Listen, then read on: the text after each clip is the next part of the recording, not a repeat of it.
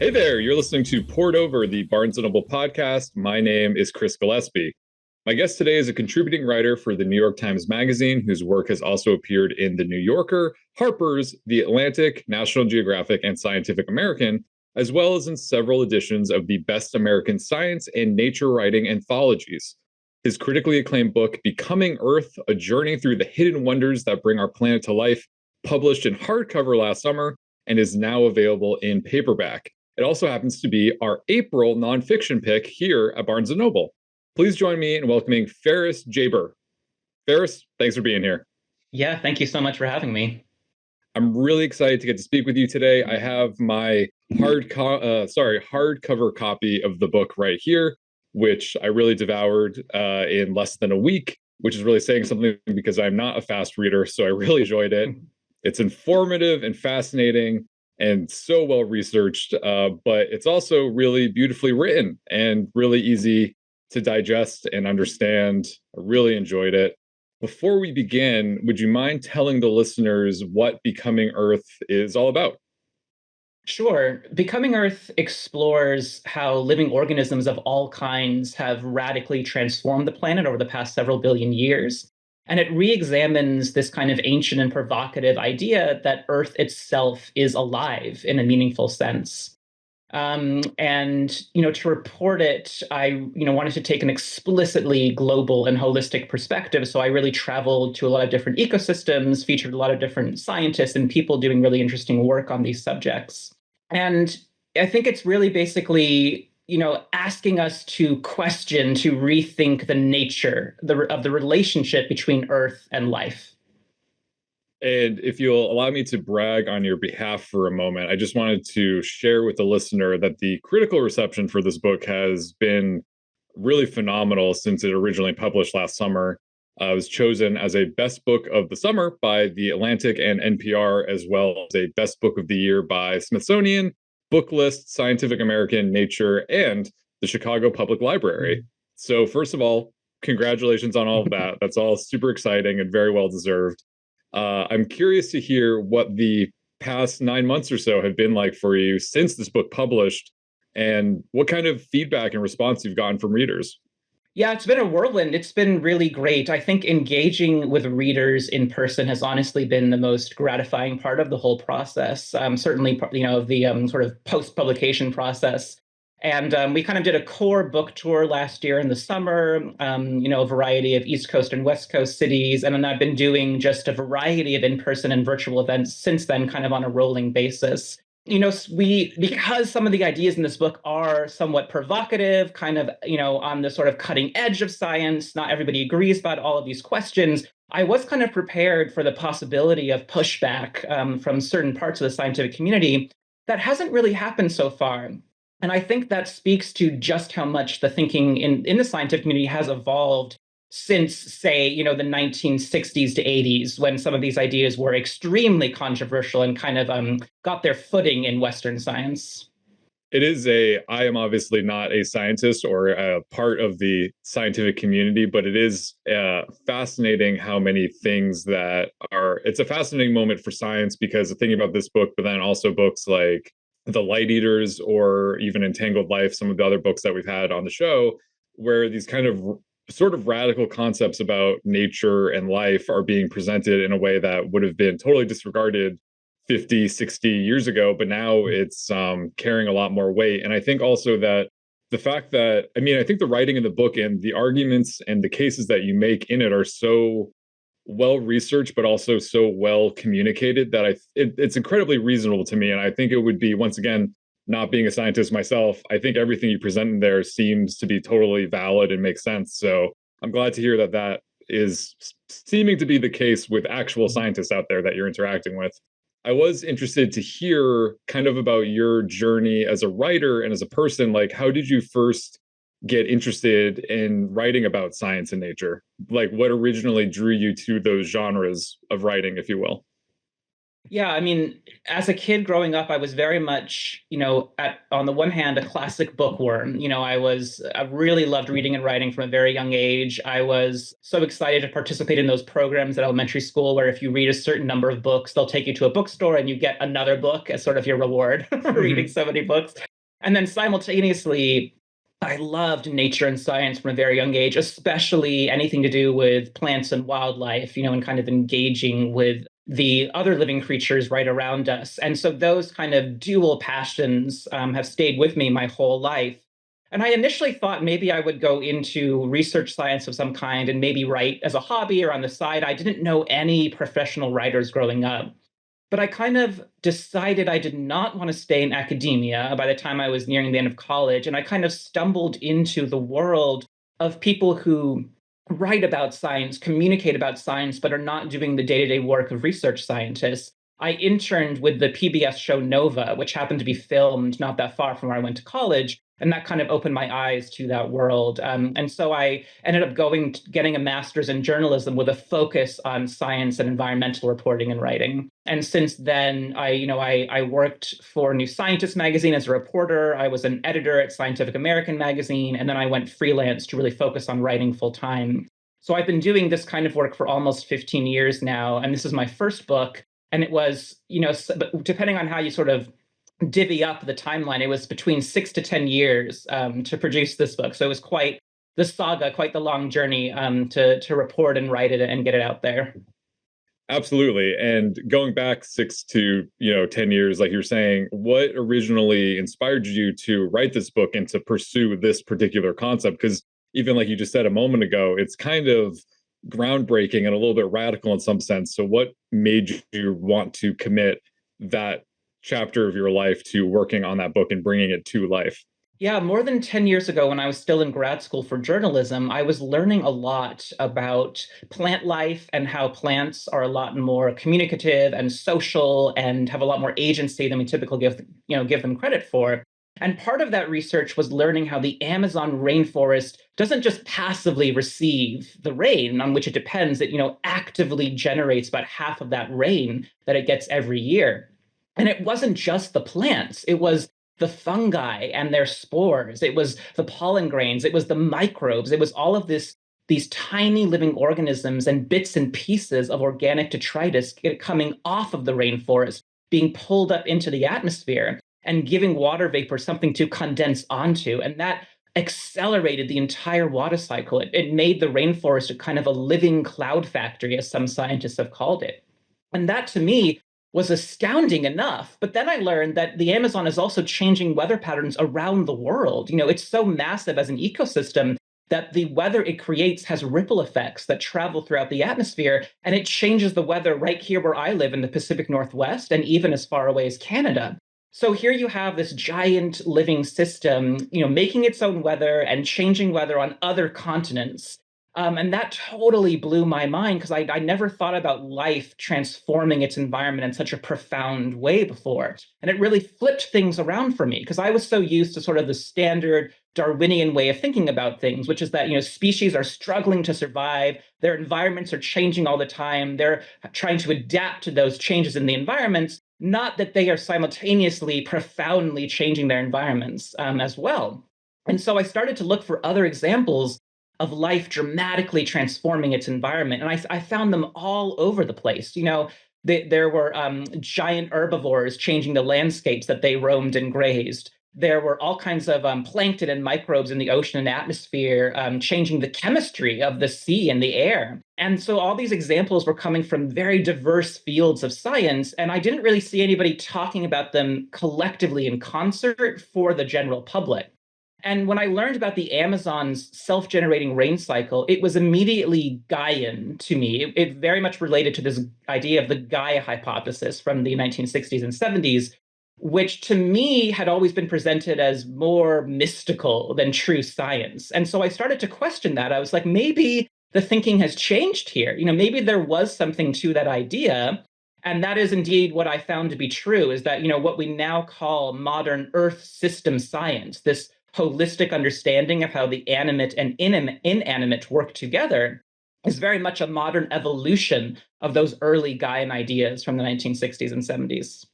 So, for the listeners who haven't read the book yet, but are going to, and are maybe not as familiar with that concept, can you describe a little bit about what the Gaia concept in theory, what that actually represents, and what that suggests? Sure. Yeah, so the Gaia hypothesis was originally conceived by a British scientist and inventor named James Lovelock in the 1960s, and he later developed it with an American biologist, Lynn Margulis. And they proposed that basically wherever life emerges, it's going to inevitably transform its home planet. And that together, life and the planet, in our case, life and Earth, form a single, highly interconnected living system, a giant living entity.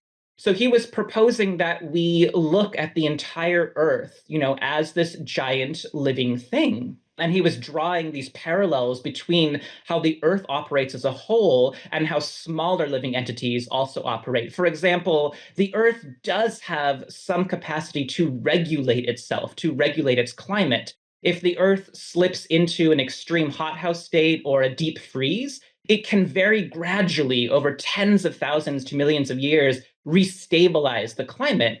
And this is a process that depends upon the intimate relationships and interconnections between biology and geology, between the animate and inanimate. And it's something that has co-evolved over a very long period of time. And, so initially, the mainstream scientific community had a very strong negative reaction to this idea. And that was partly because Lovelock, by his own admission, made some mistakes in the way he was talking about it early on. He sort of gave the impression that all living organisms explicitly cooperated in order to keep the planet habitable. And that idea of, working towards a goal explicitly is known as teleology. And it was very much a contradiction of mainstream evolutionary biology because there's not supposed to be goals in evolution. That's not how we think about evolution typically working. But over time, Lovelock and Margulis refined their ideas and they clarified that actually we don't need any teleology or intention or goals to explain this. It's really just an emergent phenomenon. It sort of results from these inevitable, gradual interactions between life and a planet. It's just as scientific and physical and material as standard evolution. It's fascinating and mind-blowing, and I will let the listener have a moment to absorb all of that because it is just really fascinating. It's something that I think is interesting about your writing, but also now speaking with you and hearing the way that you talk is that you really effortlessly kind of weave back and forth between really small scale things and really big scale things, which I think probably just comes from your experience and your field of dealing with both like microbiology and then also like macrobiology and these huge global systems. As a writer, as a thinker, is there one side of that equation that you enjoy more than the others? I know everything is kind of connected, but do you gravitate towards the more to the micro side or the macro side? Or even, I guess, also another duality here is kind of like past versus present, because like you're just saying, you're working with a time frame that spans millions, if not billions of years into the past. There's a lot to juggle, I imagine, in your mind. Yeah, absolutely. I love toggling between the micro and the macro and finding the connections between them. But I will say that I do think in Earth system science, out of necessity, there's a tendency to think primarily on the really big scale, in both Mm-hmm. terms of space and time, because you're really looking at the system as a whole and how small changes can have these big effects on the entire thing. And I do think that sometimes that sort of leaves this gap where we have these really big picture ideas about how the Earth system works, but not a lot of detail from the ground up. What does it actually look like for us organisms, down here living on the surface of the planet, right? So that's something I really wanted to do in my book is to not just say, abstractly that the Amazon makes its own rain and leave it at that, or to say that the planet can regulate itself to some extent and leave it at that, but to really get into the nitty gritty of how that actually happens, right? And so a really pivotal moment for me is when I finally made it to the heart of the Amazon rainforest and I climbed this massive research tower that they have there. It's actually the tallest structure in all of South America, more than 1,000 feet tall. and there's no elevator or anything, so you just have to climb it manually. It's basically a massive staircase. It kind of reminds me of like, the metal towers we have here for like utility lines or power lines, and you can climb Mhm. up them if you're going to work on them. So you do that and you get to the top, and then you can see the Amazon from a very unique perspective because you can see it just stretching out, all the way into the distance, this massive living forest sprawling across an entire continent. But you can also see the mist rising off of the forest and the clouds starting to knit themselves and form overhead. And at this point, I understood how much life was responsible for all of these processes, that microbes and pollen grains and fungal spores and leaves were all involved in the rain cycle and the water cycle and making these clouds, that the soil beneath us was also a product of life, that the forest wouldn't even exist if we didn't have microbes and algae and tiny things oozing onto land, more than 500,000,000 years ago in the first place. And so to understand, both of those scales, right? Like walking through the rainforest and seeing that sheer density of life and all the organisms packed together, and then stepping back literally and seeing it from the sky and understanding it as a massive system was really profound for me. And that's really what I'm trying to do in every chapter, is to show both sides, both of those scales and how they are connected. Because the sinews between them are really, I think, everything. It's, everything about life is really defined by relationships and connections. Like those are really the most important, the most enduring elements of what we call life and living systems. And I think one of the things I really enjoyed about the book and that stood out to me, and I was thinking that this may have come from, your experience working with magazines and writing magazine articles, was that I really loved how each of the chapters was kind of structured in a way that there was some aspect of you as the author, as the researcher, going on some kind of adventure, basically. I mean, you travel all over the world in this book and you're going on these adventures and also having these kinds of profiles of the researchers or scientists that you're talking to. You have that kind of grounding personal narrative weaved in with the kind of more scientific concepts and lessons and all of that in a way that makes it feel very engaging to the reader, because I didn't necessarily feel like I was always learning. I felt like I was learning, but I didn't feel like I was being taught, if that makes Mhm. sense. But Yeah, I was that's great wondering, to hear. I was wondering, since this is your first full length book, like was the writing process or the technique that went into it, how did that change, or how is that different from how you would handle a magazine article or a column or something like that? Yeah, well, thank you. First of all, that's really wonderful to hear that you experienced in that way, because that really is a big part of the goal. And I think you've really Mhm. hit upon, one of the core strategies in science writing, which is the interleaving of narrative and exposition. I think we're all used to kind of the textbook format, right? Which is the goal there is to just deliver as much information as clearly as possible. So Mhm. there's typically very little narrative, very little poetry. It's really just the facts. It's fact after fact after fact. It's just exposition. But I think really good science writing, that is kind of the base of what you want to do. You have to sort of translate the scientific literature into something that's understandable for the general public. But really great science writing, the stuff that I really love, it goes so far beyond that, and it brings in so much narrative, so much literary technique. It weaves in philosophy and history and culture and poetry. And we as humans, we love stories about people. We relate to people really well. And so it's really helpful to have compelling human characters at the center of narratives. Doesn't always have to be human. I've written stories and narratives where an animal, a non-human animal is the central Mhm. character, or it could be an idea or an ecosystem or even a piece of technology, but something that we can kind of fixate on as sort of the central character, in this story and sort of follow along. And, I think sometimes you get really lucky as a science writer and you find somebody whose personal story dovetails so well with the research that they're doing, and it just works so beautifully on the page. And I think one of the examples of that in my book, that I was so fortunate to find this person, his name is Frank Lake. He's an indigenous fire ecologist. Yeah. And so there's one chapter in the book that, it's all about the role of fire in the earth system, and how life and fire co-evolve. And Frank Lake, he is of mixed Indigenous and European heritage. He has done most of his work in fire ecology in the Pacific Northwest, and in California, Northern California, and Southern Oregon.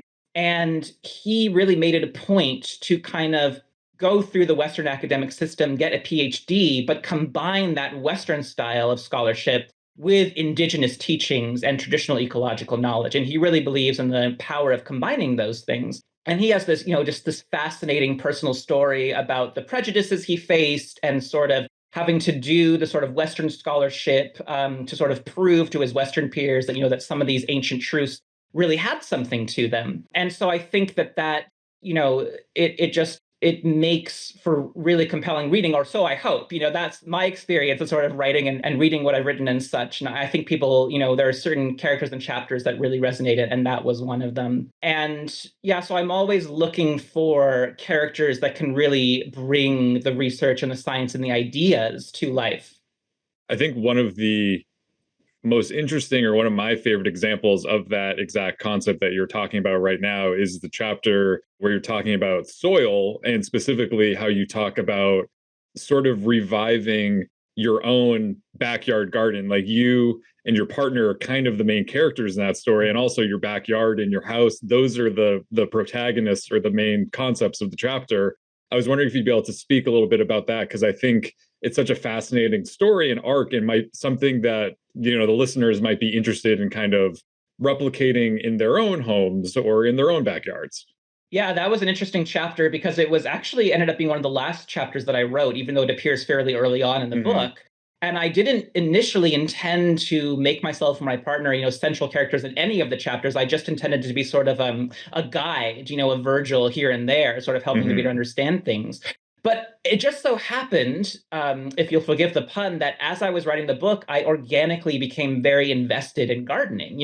My partner and I bought this house in Portland, and we had this sort of neglected grass lawn in the backyard, and we wanted to create a garden from scratch. But as soon as we ripped away all that turf grass, we found out that our soil was in really bad shape.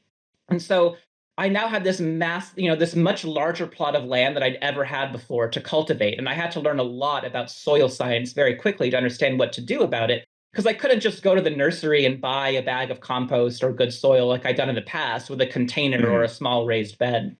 So what I really learned is that, soil is not just the substrate or medium for life. It's actually a living thing itself. It is this dynamic living network of rock, air, water, and creature. And it's really the relationships between those things that define fertile soil as we understand it. And for most of Earth's history, it didn't have true soil as we know it today. It had something more like these crumbled paleosols, this crumbled rock you would find on Mars, for example. And it was really the interactions with complex life over hundreds of millions of years that created the fertile soils we now have and that we depend on to grow crops.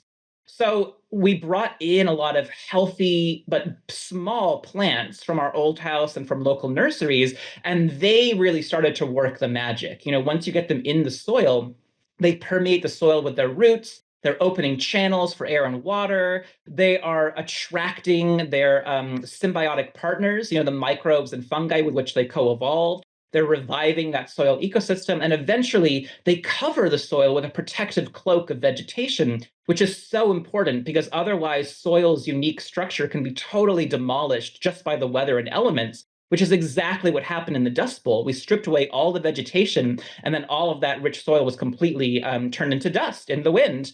So you really got to get plants in there, as the foundation to sort of revive any soil ecosystem, especially in a gardening context. And they're really going to do a huge amount of the work. If you give them that time and space and opportunity, they're going to get right to work and really change things. And it happens a lot faster than you might think. And so in the beginning, we never saw any wildlife in our garden, maybe a spider here or there. And now we have all kinds of insects and birds and even mammals. We have a family of raccoons that comes to the small pond we installed. We have jumping mice in the compost bin.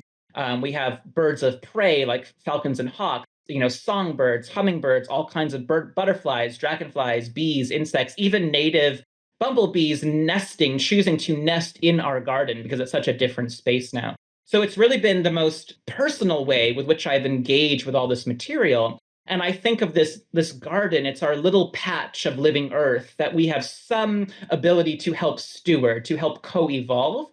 And it stores so much more carbon, than it used to before. Mhm. It's now become a much more robust component of sort of the Earth's larger carbon sequestering processes and cycles, which is really the heart of it all. It's all about where carbon is and where it's stored. And right now we need as much carbon stored in the crust and the deep Mhm. parts of the planet as possible, and not in the atmosphere. I think what stood out to me about that chapter, and I think why it resonated with me, was that because it was inspiring in serving as kind of this example or microcosm of what can be done with, like, not to, undervalue the amount of time or effort or money that went into you and your husband, kind of revitalizing your backyard out of the condition that it was in before. But I'm like, I think everyone could, not everyone can do this, but a lot of people could do this. And also, wow, wouldn't this be a beautiful example of what human beings are capable of if we're trying to move with the earth and trying to support the natural systems versus against it, or just trying to go with our own self-interest or comfort? Like, look what can be done with just on a small scale. So like, imagine what could be done with a lot of effort and a lot of resources and put into that. So I really enjoyed that chapter, and that really, I think, stood out to me and will stand out to readers as well. Something also that I wanted to ask about, that because I think I as has come up multiple times in the discussion already, like I really hone in on structure for some reason, structures of writing and all that. And what you do with the structure of the book is really fascinating, because you structure it in a way that you start out inside of the earth and then you work your way kind of up to the atmosphere, which, once again, going back to like what you were saying about just communicating in a way that's clear and effective and engaging, it made me feel like, as a reader, that was really easy to follow along, because we're kind of building or kind of moving our way geographically or physically through the earth. How did you arrive at that concept for the structure? Was that something that you knew starting out, or did that kind of come into your mind later on in the process? Yeah, I think structure is always one of the prime challenges for Hmm. nonfiction books, especially for science writing. If you're creating a sort of a typical narrative nonfiction book, or you're following a single character or a set of characters from beginning to end, the structure is kind of there for you already. You can just tell a chronological narrative, or you can kind of flip back and forth in time, but it's kind of there, evident in the material itself. But if you're writing a nonfiction book about science, and there isn't that inherent, innate, built-in structure, you have to devise one. And so that is often extremely challenging. And I put a lot of time and effort to thinking about the best structure for this book, even at the proposal stage, before I even had a book deal with Random House, and was not yet, officially working on the book. Early on honed in on using kind of the classical elements to help structure this book, because they are so timelessly popular, earth, air, water, fire, and such. And I realized I could sort of collapse them into three that mirrored the three main spheres of the planet, and sort of the three main elements of the planet. So rock, water, and air. Basically, everything on Earth is made of rock, air, water in some way. And we have the atmosphere, the ocean or hydrosphere, and the lithosphere or crust. And basically everything else gets folded into that. Ice is another form of water. Fire is actually an atmospheric phenomenon because it requires a high level of oxygen. So that, I think that really kind of captured it all quite well. And then I realized within each of those sections, we could follow a similar timeline or chronological arc, where we start with the earliest and tiniest organisms that evolved, the microbes, and how they change that particular layer of the planet. How do they change the atmosphere or the ocean or so on? Then the next chapter would go to more complex life forms like animals, plants, and fungi that came a bit later, and how did their changes build upon the ones that microbes did before? And then finally, the last chapter in each section looks at what we humans, what our species has done in the blink of a geological eye, in just a few centuries or thousands of years. And so we follow each of those arcs in each section. And, early on, that the very first chapter, what ended up being the very first chapter of the book, I literally go almost a mile beneath the surface of the planet in a former gold mine in South Dakota. And of course, that immediately evoked Jules Verne's vibes. I was Mhm. thinking, of course, about the journey to the center of the earth and all of that. And that sort of helped me think about, yeah, what if we did start way down and then kind of work our way out, as you were saying, and kind of layer it up that way, in terms of the geography and geology and kind of the spatial components. And both my editor and I really liked that idea and sort of the feeling it gave to the text. And I think also dividing it into the elements, it helps each section feel very different texturally, because exploring the crust and the soils is very different from diving down beneath the ocean and sort of being in the liquid parts of the planet. It's very different from thinking about clouds and the more ethereal and aerial components of the planet. So it's, even though we're exploring similar ideas and themes, we're moving through very different spaces and ecosystems the whole time. Yeah, it is really a journey, I think, which is in the subtitle of the book for when it comes out in paperback, the journey through the hidden wonders that bring our planet to life. It really much feels like that. It feels like we're going on an adventure with you. And it's very exciting going to just consider all the different aspects and the elements, like you were saying. I was wondering because in addition to, I imagine, the physical toll that all of these travels took on you, or specifically like you were mentioning before, when you're climbing up those towers in the Amazon and you actually had to train a little bit for those, or wish that you trained more on different legs in your muscle when you're coming down the stairs instead of having to climb up.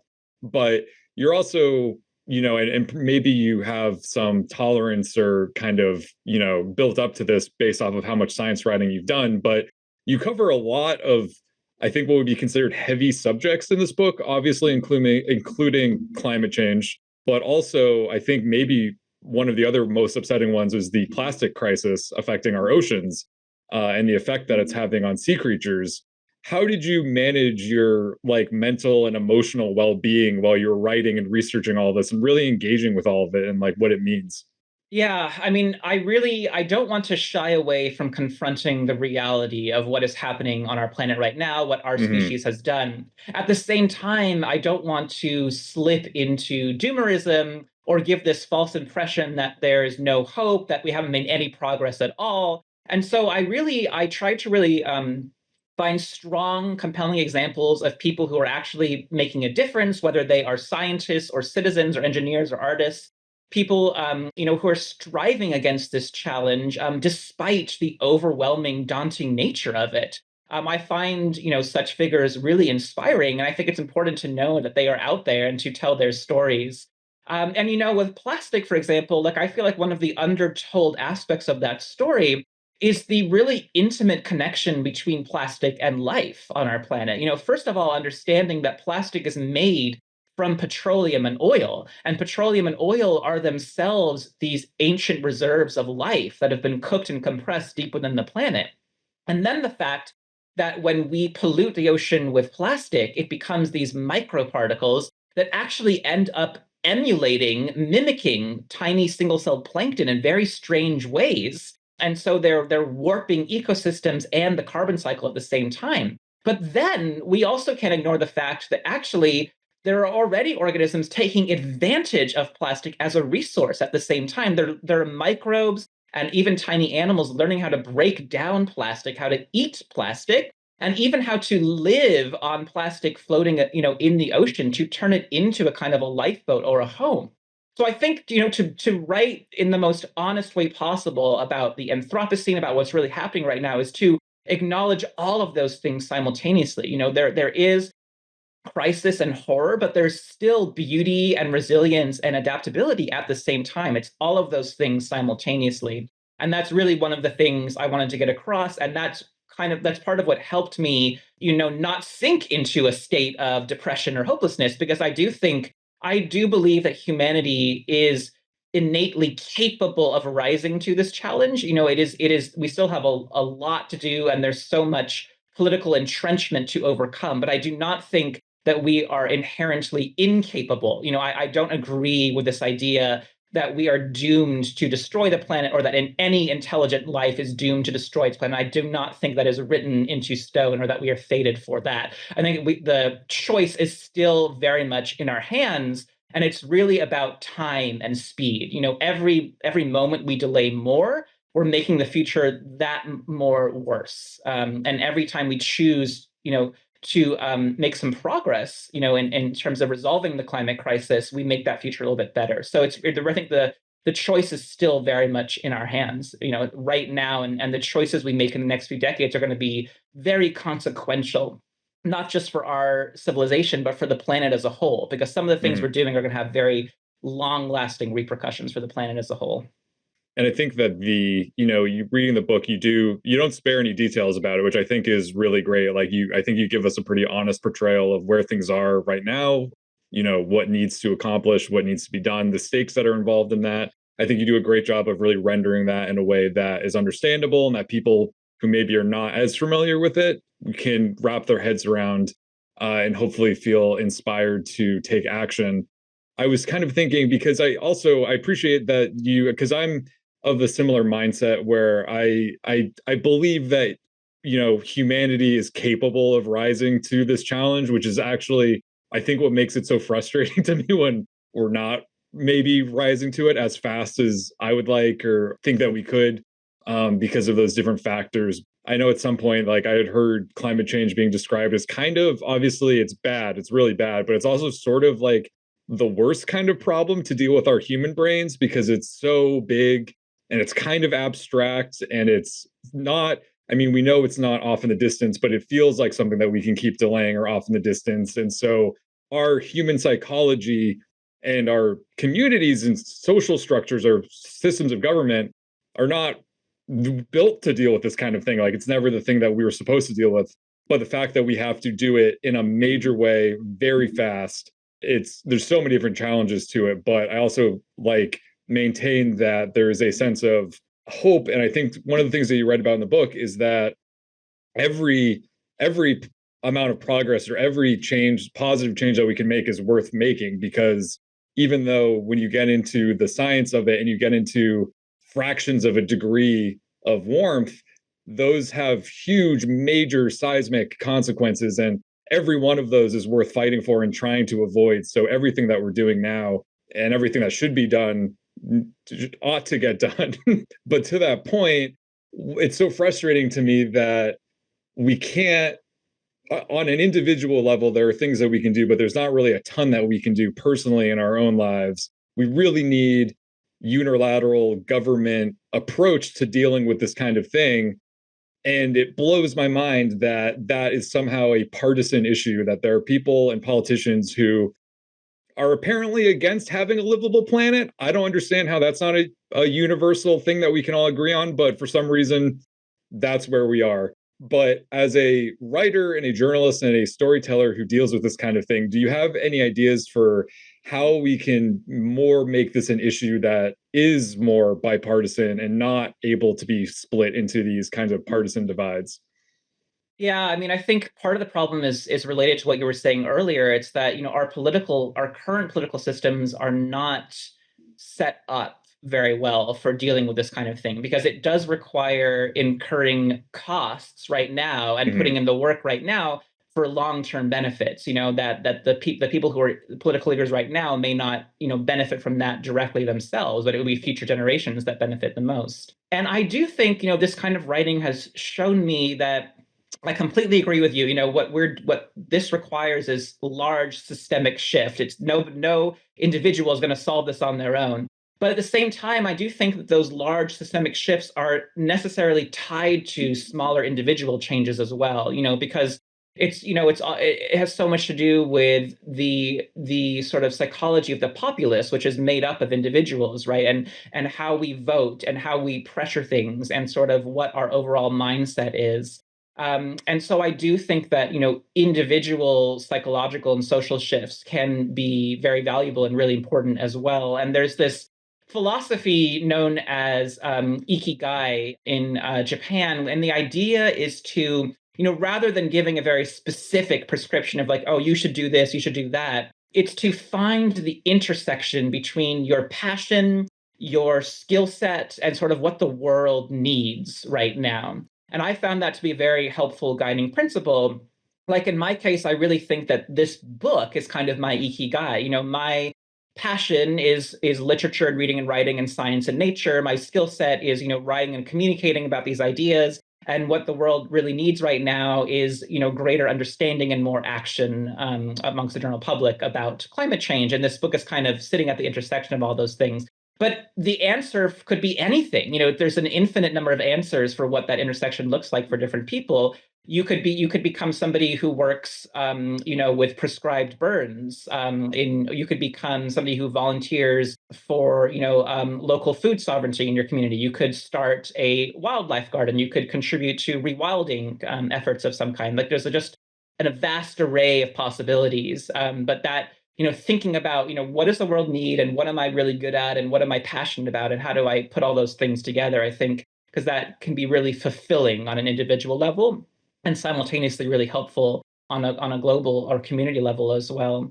And yeah, I think stories are more than just entertainment. Like I really believe that narrative is like a fundamental cognitive tool. It's a way that we understand the world, the way that we organize the world around us. So we need as many compelling, inspiring, hopeful stories as possible. We need to be able to visualize through story and narrative what that better world can actually look like in order to create it.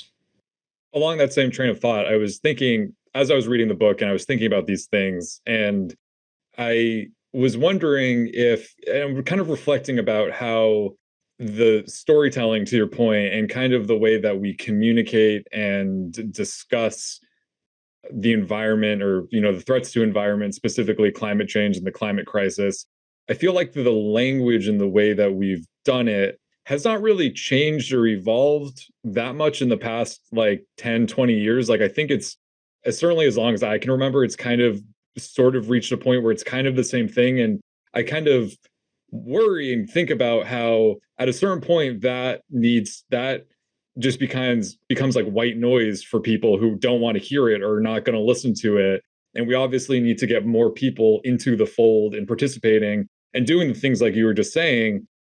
Do you have any ideas for like how we might be able to, what those new stories look like? Or maybe is it a matter of changing the language that we use when talking about this thing in order to get people to really understand the dire nature of it? Because it almost feels like, going back to things that are personally frustrating to me, I guess, is that as things continue to get more and more urgent, and there's always examples, like we go every, it seems like all the time there's a new kind of climate shock or a new climate disaster, but still there are people who seem pretty entrenched in not taking action.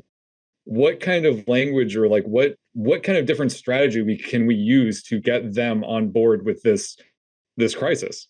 Yeah, it's really interesting to look back over the course of one's life and think about how general awareness of climate change has itself changed over time. Right. And also, from my perspective as a journalist, how the media talks about these things has changed over time. So I remember being a teenager in high school and climate change, it very much felt like still sort of a far off type thing. Like it was sort of Right. there hovering in the background, but it wasn't like an immediate emergency type thing.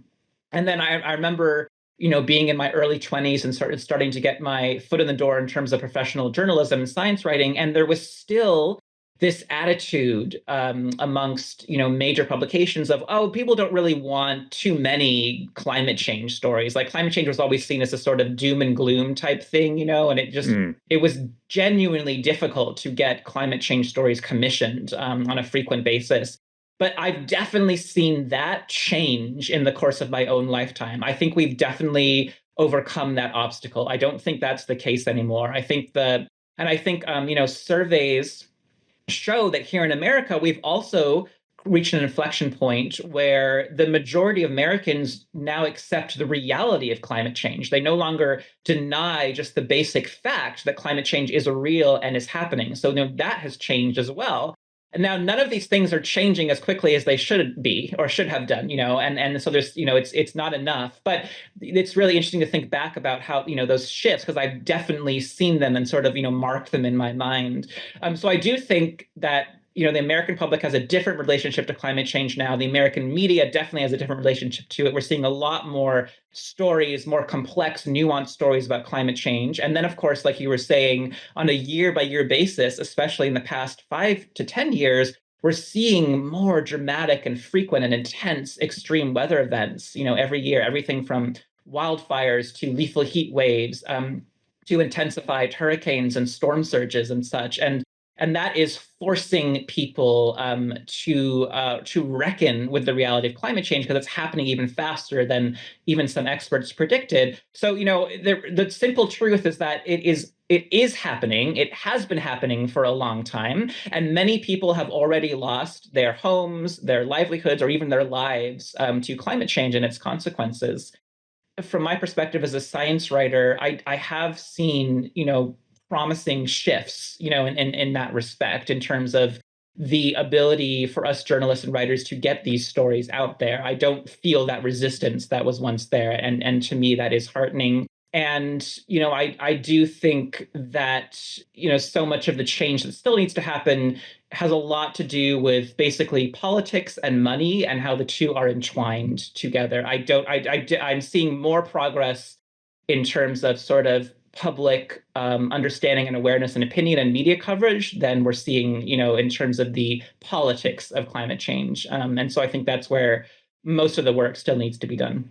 And I guess the silver lining that I would also just add on to that is that I think the nature of American politics, which is frustrating for many of us, is also that they are, although many things in our life and the politics feel like they're permanent, politics, like anything, is as malleable and fluid and impermanent as anything. And I hope that in 10 years time, the politics of this moment will be inconceivable to anyone, just like certain politics 10 years ago from right now, or 10 years in the past from our current moment, are, we've able to, because we have in our own lifetime seen certain things shift and progress in positive ways, not always as fast or as quickly as they should, but they eventually, because of so many people working so hard to make that happen, it does happen eventually. So I do hold out hope for that, because I think, like you said, like public perception and the way that we are communicating and understanding it is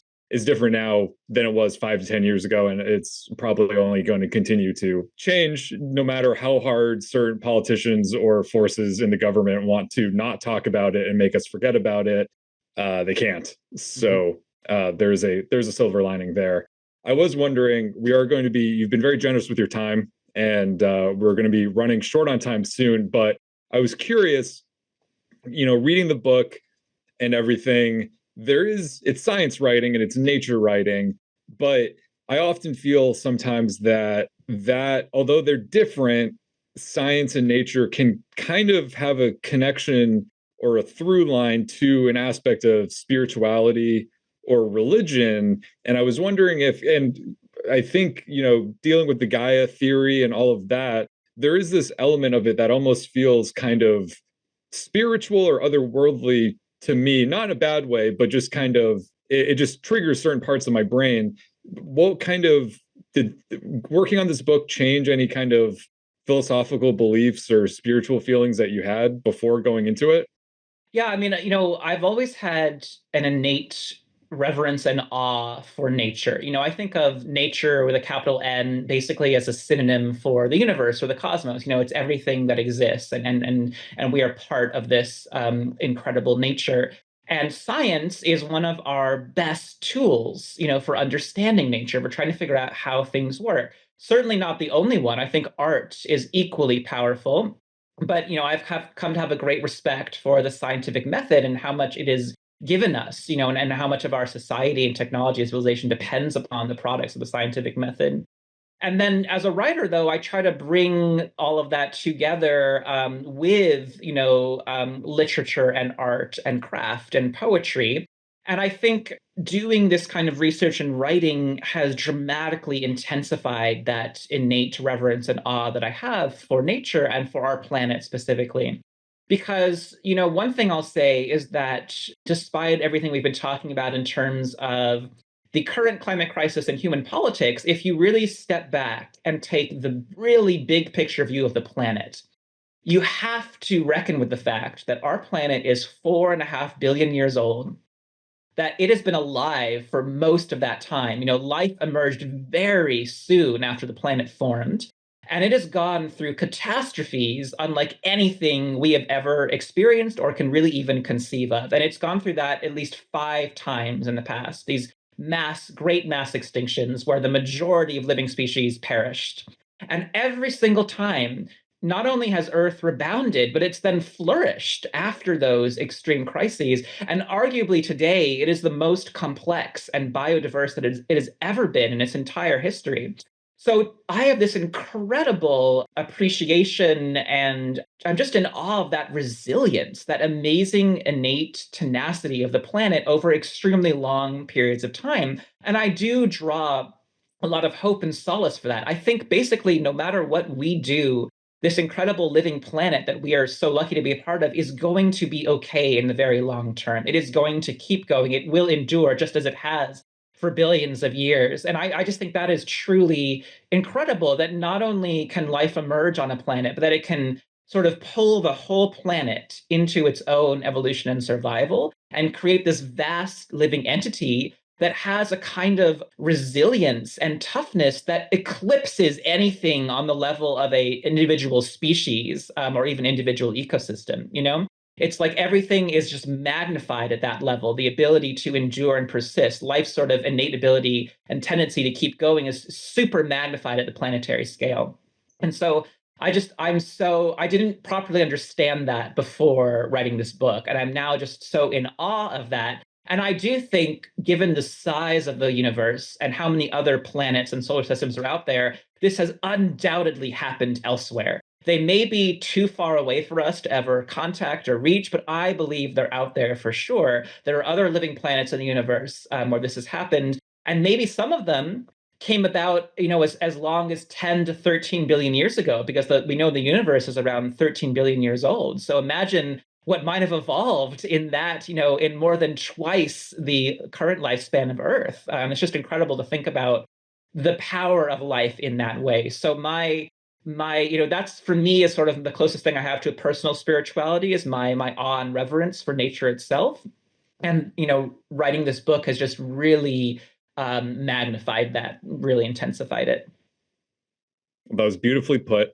I think I speak for all of the booksellers here at Barnes & Noble when I say that we were delighted to have Becoming Earth as our April nonfiction pick, and we're excited to champion it throughout the spring and into the summer. Now that the paperback of Becoming Earth is out, what's next for you? Is there anything that you can share with us that's in the works? Yeah, I'm excited. I'm going to be doing a bunch more book events this spring and this year, including one at a Barnes and Noble in Hillsboro here in Oregon, not far from where I live in Portland. And I'm continuing to write for magazines. I mostly write for the New York Times Magazine. I'm working on a few climate change stories. I was recently in Australia at the Great Barrier Reef with some scientists there who are doing some really interesting research, intended to mitigate the effect of climate change on the Great Barrier Reef. And I have a lot of ideas. I definitely want to write another book. I have a lot of ideas, and it's just going to take some time to kind of explore them and sort of choose the right one for the second book. But I'll definitely get there at some point. Well, that's awesome. I'm really excited to hear that, and I look forward to reading that.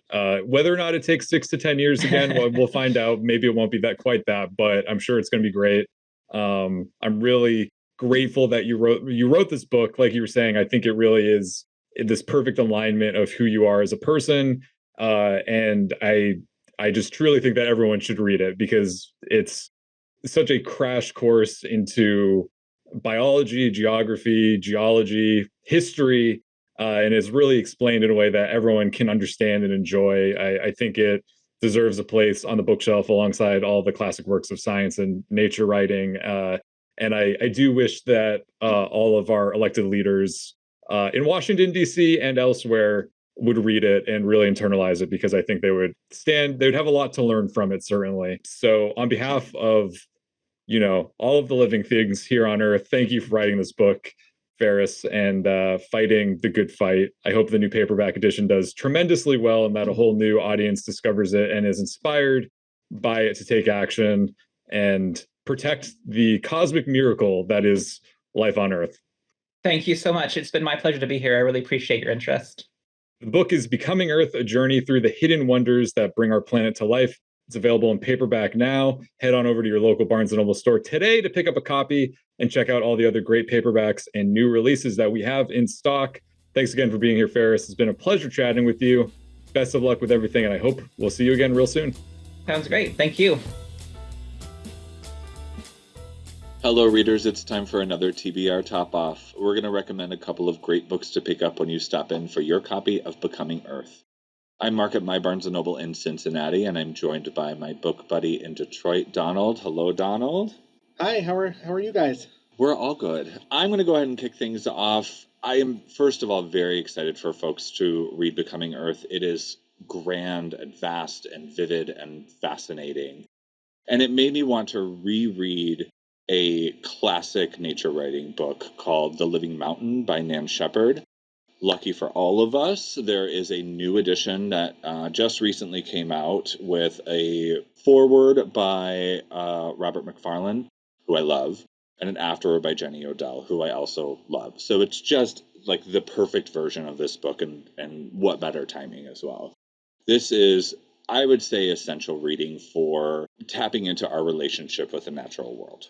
Shepherd writes about her journeys in the mountains of Scotland.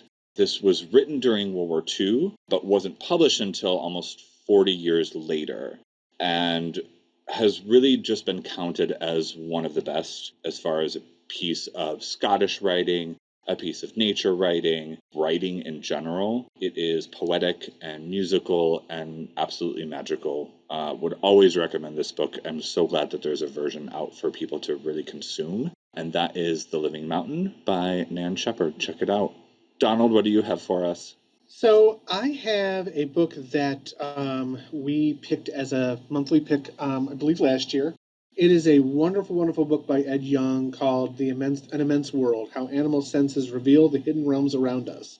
Why I chose this book to go along with our book this time is this is another look at the world at large, but through animals and their sense and sensibilities, and how that all relates to humans as well. And it's actually a very poetic take on creatures that swim, fly, everything under the sun, and deals with oceans and how we perceive the world in all of these vast ways, and how that has changed our perception of our world, how it's changed our perception on things like climate control, climate change, just what we contribute as human beings around us by watching the animals around us, even in our own backyards. And we've seen so many great books about this topic pop up in the last few years, but this one is just, it's like a condensed everything you could possibly want. Beyond that, it also deals a lot with sounds and vibrations, the smells and tastes of things, how